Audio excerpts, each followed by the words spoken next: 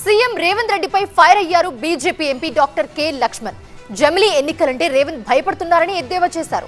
జమిలీ ఎన్నికలు వస్తే పార్లమెంట్ తో పాటు తెలంగాణలో కూడా ఏకకాలంలో ఎన్నికలు జరిగే అవకాశం ఉందన్నారు లక్ష్మణ్.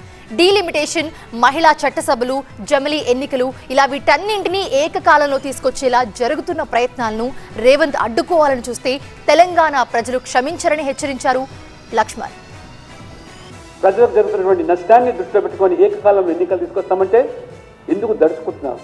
రేపు ఈ జమిలీ ఎన్నికలు కనుక వచ్చినట్టయితే పార్లమెంట్తో పాటు తెలంగాణ కూడా ఏకకాలంలో ఎన్నికలు జరిగేదానికి అవకాశం ఉంది. కాబట్టి ఇవాళ మరి ఈ ముఖ్యమంత్రి రేవంత్ రెడ్డి గారు దడుచుకుంటున్నారనేటువంటి భావన సర్వత్రా వ్యక్తమవుతుంది. కాబట్టి నరేంద్ర మోడీ గారు రాజకీయాల కోసం కాదు, రాజకీయ అవసరాల కోసం కాదు, ఇవాళ ప్రజాస్వామ్యానికి నిర్వచనం, ప్రజల ప్రాతినిధ్యం వహించేటువంటి వ్యక్తి ప్రజలకు బాధ్యతలుగా ఉండాలి, ప్రజలకు చేరుగా ఉండాలనే ఆలోచనతో ఈ ప్రక్రియలు డీలిమిటేషన్ కానివ్వండి, మహిళల చట్టసభలు కానివ్వండి, లేదా జమిలీ ఎన్నికలు కానీ ఇవన్నీ కూడా ఏకకాలంలో తీసుకొచ్చే ప్రయత్నాలను అడ్డుకునేటువంటి రేవంత్ రెడ్డి గారు తెలంగాణ ప్రజలు మిమ్మల్ని ఏమాత్రం క్షమించారని చెప్పి ఈ సందర్భంగా నేను హెచ్చరిస్తాను.